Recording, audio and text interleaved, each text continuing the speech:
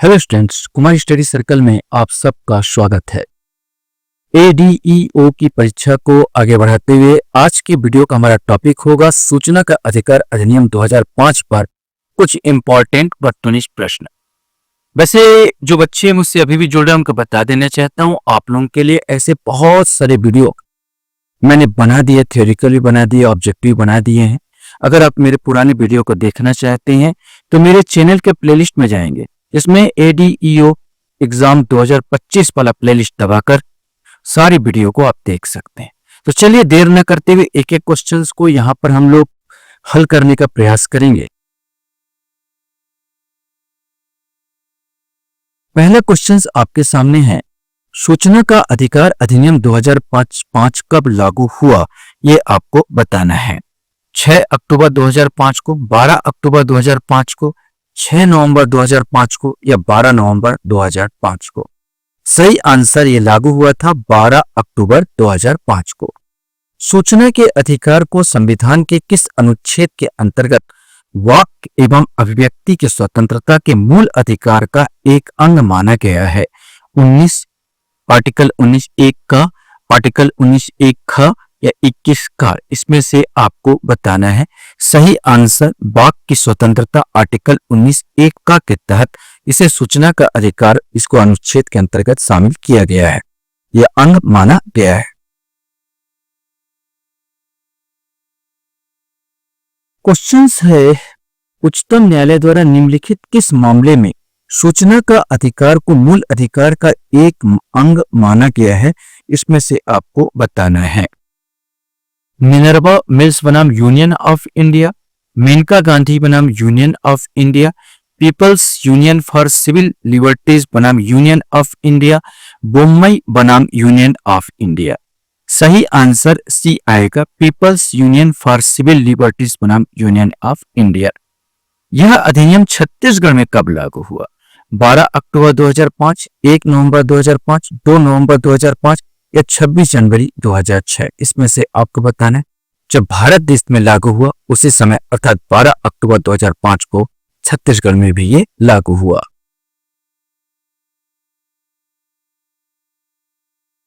Questions आपके सामने हैं। सूचना के अधिकार के तहत जानकारी प्रदान करने बाध्य है, ये आपको बताना है। सार्वजनिक प्राधिकरण, स्थानीय निकाय, सरकारी आर्थिक सहायता प्राप्त गैर सरकारी संगठन, उपरोक्त सभी।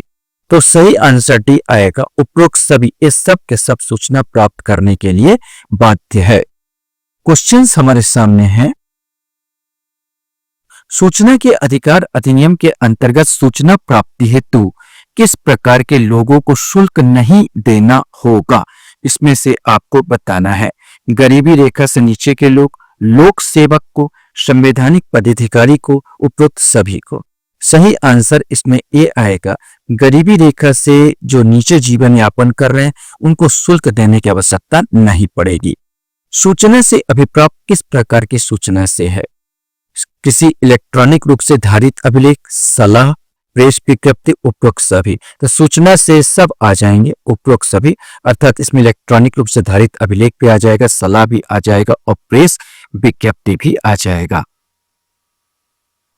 क्वेश्चंस यहां पर है, सूचना के लिए अनुरोध करने वाले व्यक्ति से भिन्न कोई नागरिक इस अधिनियम के अंतर्गत होगा? पहला पक्षकार, दूसरा पक्षकार, तीसरा पक्षकार, मुख्य पक्षकार। सही आंसर सी आएगा, तीसरा पक्षकार कहलाता है।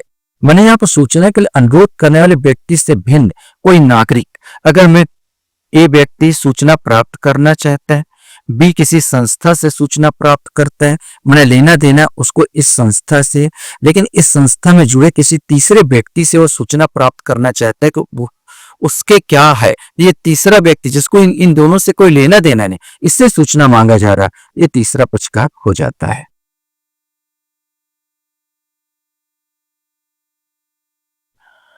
क्वेश्चंस हमारे सामने हैं। सूचना का अधिकार में निम्नलिखित में से कौन सा अधिकार सम्मिलित नहीं है? सामग्री के प्रमाणित नमूने लेना, वीडियो कैसेट के रूप में सूचना अभिप्राप्त करना, विदेशी सरकार से विश्वास से प्राप्त सूचना, उपरोक्त सभी। तो ये आपको नहीं दी जा सकती। विदेशी सरकार से विश्वास प्राप्त सूचना ये आपको नहीं दी जा सकती। इस सूचना के अधिकार के अंतर्गत ये शामिल नहीं है, तो आंसर आपका सी आएगा। धारा 10वां क्वेश्चन है। धारा 3 किसे सूचना का अधिकार प्रदान करती है, ये आपको बताना है। सभी व्यक्तियों को, सभी नागरिकों को, सभी व्यक्तियों एवं नागरिकों को, इनमें से कोई नहीं। सही आंसर केवल भारत के नागरिकों को ही यह सूचना मिलता है। सभी व्यक्ति के अंतर्गत नागरिक और विदेशी दोनों आ जाते हैं, तो नागरिक और विदेशी इनको नहीं दिया जाता। विदेशियों को यह सूचना प्राप्त नहीं हो सकती, केवल नागरिकों के लिए है, तो यहाँ पर बी आंसर आएगा। धारा 6 के अधीन अनुरोध के प्राप्त होने पर लोक सूचना अधिकारी आवेदक को वांछित सूचना किस अवधि के भीतर उपलब्ध कराएगी? 10 दिन के लिए, 30 दिन के लिए, 25 दिन के लिए, 60 दिन के लिए, ये आपको बताना है। सही आंसर, जब आप अनुरोध करते हो तो सूचना अधिकारी को 30 दिन के अंतर्गत आपको ये सूचना आपको उपलब्ध कराना चाहिए। हाँ, बशर्ते लाइफ एंड डेथ का मामला ना हो। उसका लाइफ एंड डेथ वाला मामला हो तो अलग क्राइटेरिया है। जो क्वेश्चन पूछा इसलिए बता नहीं रहा हूं, आप बताएंगे कि आपसे क्वेश्चन पूछा जा रहा है, तो ये वैसे आपको 30 दिन के अंतर्गत वो सूचना उपलब्ध कराएगा। क्वेश्चन यहां पर था, धारा 4 के तहत इस अधिनियम के कितनी अवधि के भीतर लोक प्राधिकारी द्वारा सूचना प्रकाशित करना आवश्यक है? देखो, सूचना प्रकाशित करने की बात कर रहा है। 30 दिन के अंतर्गत, 90 दिन के अंतर्गत, 120 दिन के अंतर्गत या 140 दिन के अंतर्गत?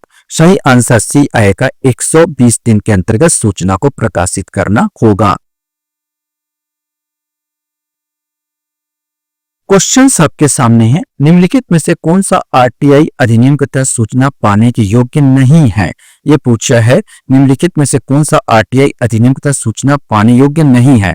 निगम, संघ, कंपनियां, नागरिक विधिक प्रतिष्ठान।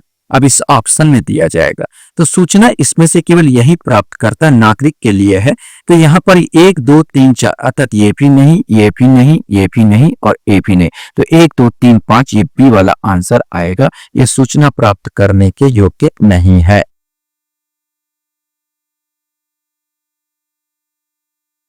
क्वेश्चन हमारे सामने यहाँ पर आता है, आरटीआई अधिनियम 2005 के अनुसार निम्नलिखित में से किससे प्रकटीकरण की छूट दी गई है? माने इससे को आप प्रकट कर सकते हो, सूचना दे सकते हो, और किसे नहीं दे सकते हो। तो इनमें से आपको बताना था।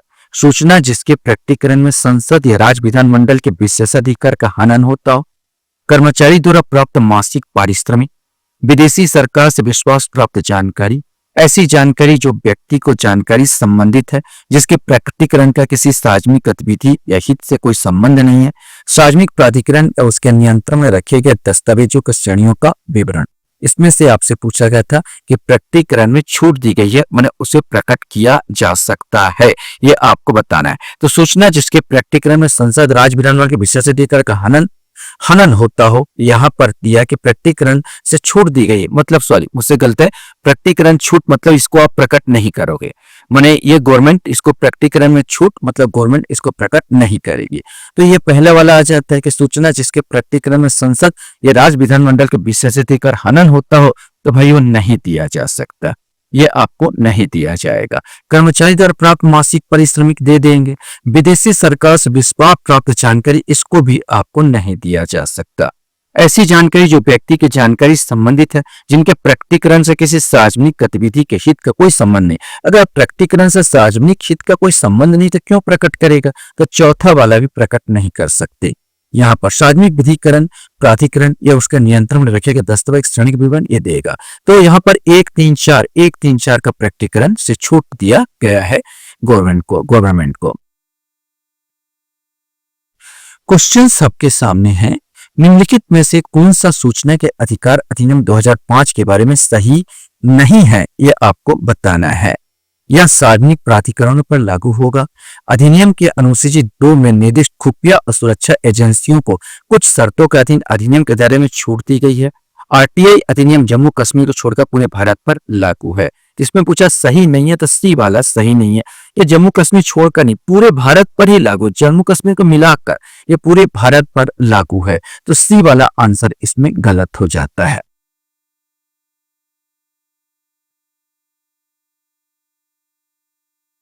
क्वेश्चंस यहाँ पर है आपके सामने, निम्नलिखित में से कौन सा निकाय सूचना के अधिकार आरटीआई के दायरे में आता है? स्वापक नियंत्रण ब्यूरो, प्रवर्तन निदेशालय, अनुसंधान और विश्लेषण विंग।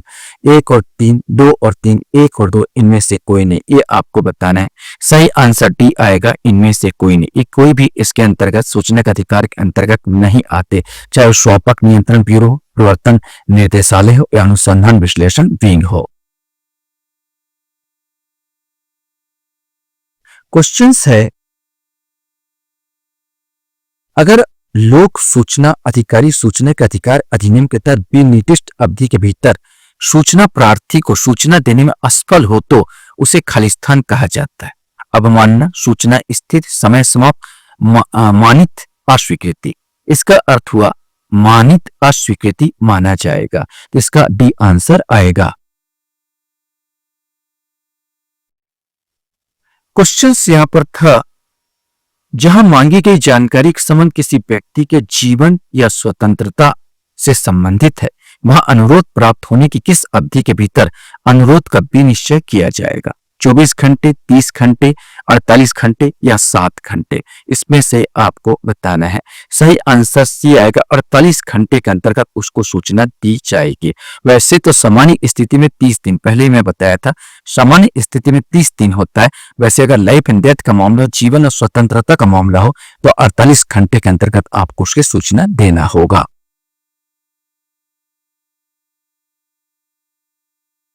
क्वेश्चन यहां पर है, प्रथम अपील पर उत्तर प्राप्त होने के कितने दिनों के भीतर द्वितीय अपील दायर की जा सकती है?